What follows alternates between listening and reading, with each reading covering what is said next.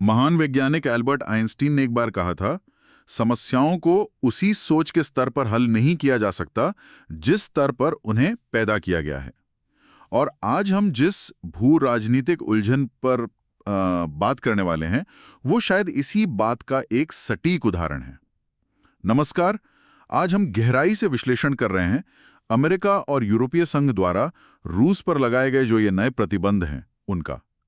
खास तौर पर हम ये देखेंगे कि इन एक तरफा प्रतिबंधों पर भारत का क्या रुख है और इसका भारत की ऊर्जा सुरक्षा और जाहिर है आर्थिक हितों पर क्या असर पड़ रहा है। और ये विषय, जैसा कि आप जानते होंगे, यूपीएससी मुख्य परीक्षा के लिहाज से तो महत्वपूर्ण है ही, साथ ही समकालीन वैश्विक राजनीति को समझने के लिए भी बहुत जरूरी है। हमारी ये चर्चा इंडियन एक्सप्रेस में हाल ही में प्रकाशित एक लेख के विश्लेषण पर आधारित है। हम कोशिश करेंगे कि उसमें जो तथ्य और तर्क दिए गए हैं उनका एक निष्पक्ष मूल्यांकन करें। तो आज हमारा मिशन क्या है? देखिए, हम इन एक तरफा प्रतिबंधों की बारीकियों को समझने की कोशिश करेंगे। जानेंगे कि भारत का इस मुद्दे पर ऐतिहासिक दृष्टिकोण क्या रहा है, रूस के खिलाफ ये जो हालिया अमेरिकी और यूरोपीय कार्रवाइयां हुई हैं, इनसे नई चुनौतियां क्या खड़ी हो गई हैं, और सबसे जरूरी वो प्राथमिक और द्वितीयक प्रतिबंधों का जो फर्क है उसे साफ करेंगे। ठीक है, तो चलिए इस पर विस्तार से बात करते हैं। तो सबसे पहले बात करते हैं कि हाल में हुआ क्या है। अमेरिका और यूरोपीय संघ दोनों ने ही रूस पर अपने प्रतिबंध और कड़े कर दिए हैं। अमेरिका ने खास तौर पर रूस की दो सबसे बड़ी ऊर्जा कंपनियां रोसनेफ्ट और लुकोइल को निशाना बनाया है, और कहा जा रहा है कि यह मॉस्को की युद्ध क्षमता को आर्थिक रूप से चोट पहुंचाने के लिए एक बड़ा कदम है। शायद हाल के समय में वॉशिंगटन का यह सबसे आक्रामक कदमों में से एक माना जा रहा है। उन्होंने अपना 19th प्रतिबंध पैकेज लागू किया है जो रूस पर आर्थिक दबाव और बढ़ाएगा। इससे पहले जुलाई 2025 में जो 18वां पैकेज आया था, उसमें एक बहुत महत्वपूर्ण बात जोड़ी गई थी। हाँ। वो थी तीसरे देशों के माध्यम से रूसी कच्चे तेल से जो रिफाइंड पेट्रोलियम उत्पाद बनते हैं उनके आयात पर रोक। अच्छा। मतलब अगर कोई देश रूस से कच्चा तेल खरीदकर उसे रिफाइन करके यूरोप में बेचना चाहे तो उस पर भी प्रतिबंध लगेगा। ये एक बड़ा बदलाव था। और यहाँ सबसे अहम बात यह है, जैसा आपने शुरू में कहा, ये सारे प्रतिबंध एक तरफा हैं। यानी ये United Nations security council UNSC से अधिकृत नहीं है। ये बस कुछ देशों या देशों के समूह ने अपनी विदेश नीति के लक्ष्यों के लिए लगाए हैं। और भारत के लिए मामला यहीं से थोड़ा पेचीदा होना शुरू होता है ना? बिल्कुल बिल्कुल। यहीं पर भारत का वो सैद्धांतिक और ऐतिहासिक रुख सामने आता है। भारत देखिए हमेशा से ही एक तरफा प्रतिबंधों का विरोध करता रहा है। उसका मानना है कि ऐसे प्रतिबंध अंतर्राष्ट्रीय कानून के जो स्थापित सिद्धांत हैं उनके खिलाफ है और ये राष्ट्रों की संप्रभुता का भी उल्लंघन करते हैं। और ये सिर्फ कोई किताबी बात नहीं है, भारत ने खुद भी इसका अनुभव किया है। हाँ बिल्कुल। 1974 में जब भारत ने अपना पहला परमाणु परीक्षण किया और फिर 1998 में पोखरण 2 के बाद भारत को कई पश्चिमी देशों, खासकर अमेरिका से इसी तरह के एक तरफा प्रतिबंध झेलने पड़े थे।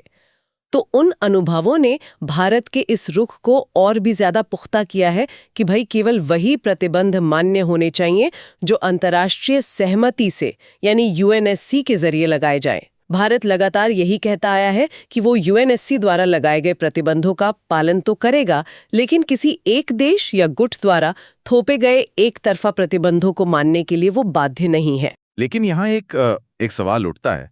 अगर हम कुछ साल पीछे जाएं, ट्रंप एडमिनिस्ट्रेशन के पहले दौर में, ट्रंप 1.0 में, जब अमेरिका ने ईरान पर बहुत कड़े एक तरफा प्रतिबंध लगाए थे, तब तो भारत ने उन प्रतिबंधों का पालन करते हुए ईरान से अपना तेल आयात घटाकर लगभग शून्य कर दिया था, जबकि वो भी तो यूएनएससी स्वीकृत नहीं थे। तो फिर उस समय भारत ने अलग रुख क्यों अपनाया था? जी, ये एक बहुत ही महत्वपूर्ण सवाल है और यहीं पर वो प्राथमिक यानी प्राइमरी और द्वितीयक यानी सेकेंडरी प्रतिबंधों का जो अंतर है वो समझना बहुत ज़रूरी हो जाता है। ईरान के मामले में जो अमेरिका ने प्रतिबंध लगाए थे वो मुख्य रूप से प्राथमिक प्रकृति के थे। प्राथमिक? हाँ। प्राथमिक प्रतिबंध सीधे तौर पर प्रतिबंध लगाने वाले देश, जैसे इस मामले में अमेरिका, उसके नागरिकों, कंपनियों और उसके अधिकार क्षेत्र में जो गतिविधियां होती हैं उन पर लागू होते हैं। उस समय अमेरिका ने साफ तौर पर भारत समेत दूसरे देशों को कहा था कि वो ईरान के साथ व्यापार, खासकर तेल आयात बंद कर दें और अगर ऐसा नहीं किया तो अमेरिकी वित्तीय प्रणाली तक उनकी पहुंच सीमित करने जैसे सीधे परिणामों की चेतावनी दी थी। तो ये एक तरह का सीधा दबाव था।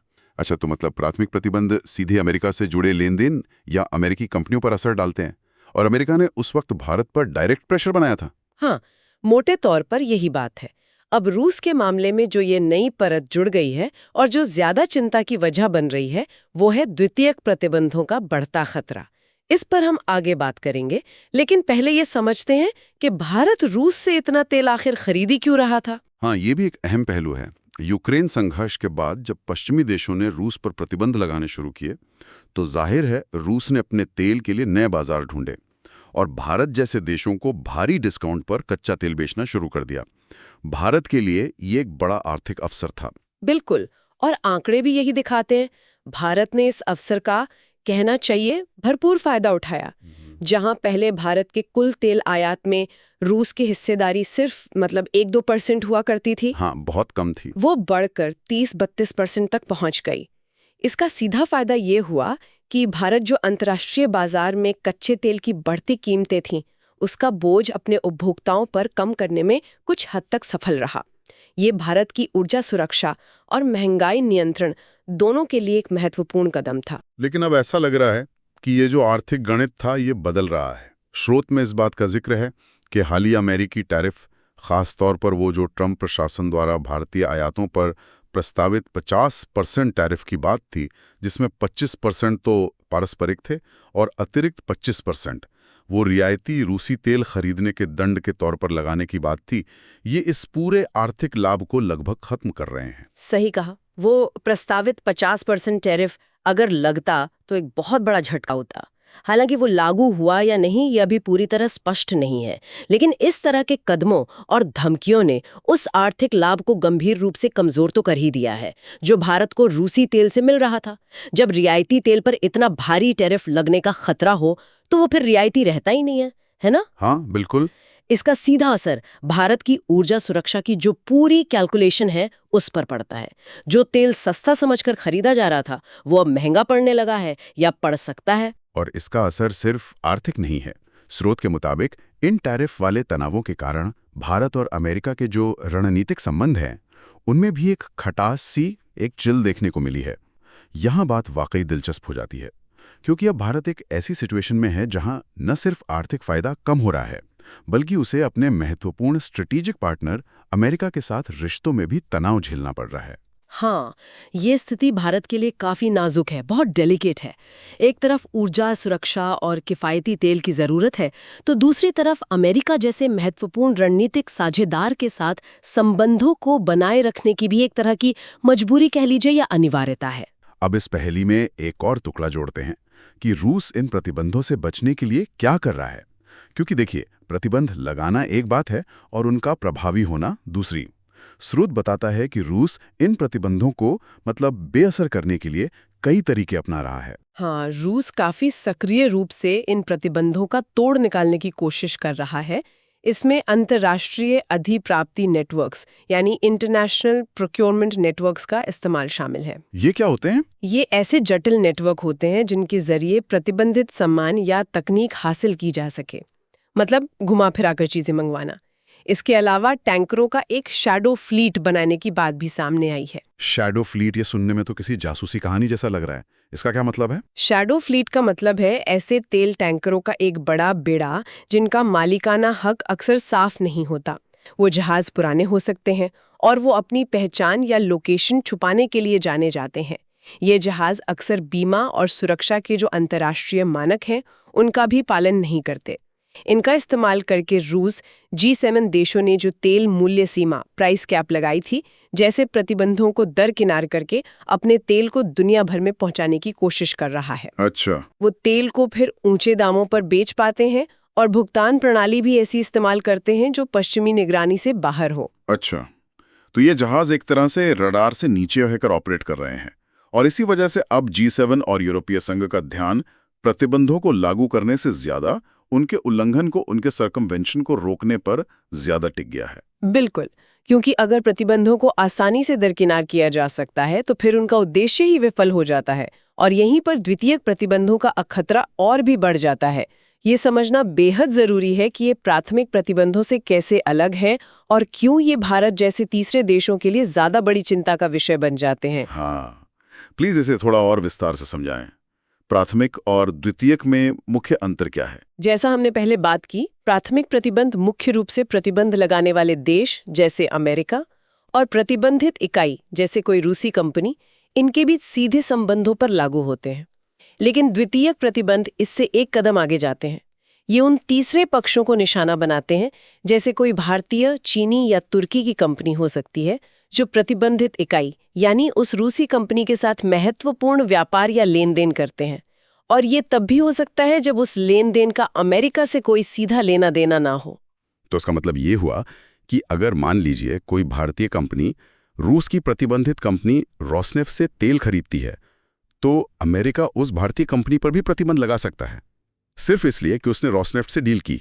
हाँ, द्वितीयक प्रतिबंधों के तहत ऐसा बिल्कुल संभव है।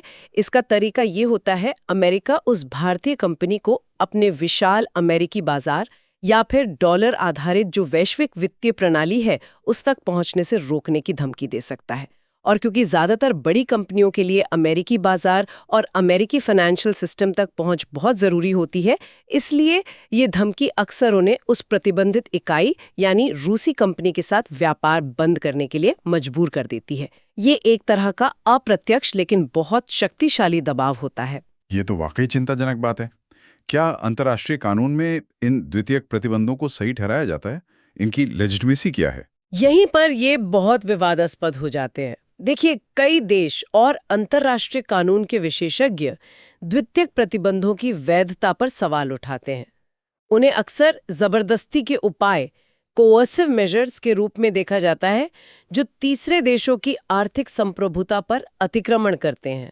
आलोचक कहते हैं कि ये अंतर्राष्ट्रीय व्यापार के नियमों को तोड़ते हैं और एक देश को अपनी विदेश नीति दूसरे देशों पर थोपने का जरिया देते हैं।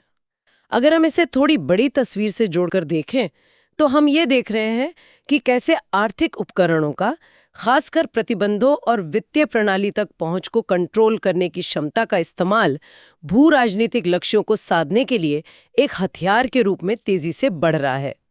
ये सिर्फ रूस यूक्रेन युद्ध तक सीमित नहीं है, बल्कि वैश्विक व्यवस्था में शक्ति प्रदर्शन का एक महत्वपूर्ण जरिया बनता जा रहा है। भारत के लिए स्थिति अब एक तरह से दोहरी मार जैसी हो गई है। एक तरफ उसे अपने रणनीतिक साझेदारों अमेरिका और ईयू से एक अन्य महत्वपूर्ण रणनीतिक साझेदार रूस के खिलाफ लगाए गए एक तरफा प्रतिबंधों का सामना करना पड़ रहा है, जिसका भारत सिद्धांत रूप से विरोध करता है। और दूसरी तरफ अब द्वितीयक प्रतिबंधों का वास्तविक खतरा मंडरा रहा है, जो सीधे तौर पर भारतीय कंपनी और अर्थव्यवस्था को निशाना बना सकते हैं अगर वे रूस के साथ व्यापार जारी रखती हैं। बिल्कुल सही कहा। ये भारत को एक बेहद कठिन कूटनीतिक और आर्थिक चौराहे पर लाकर खड़ा कर देता है।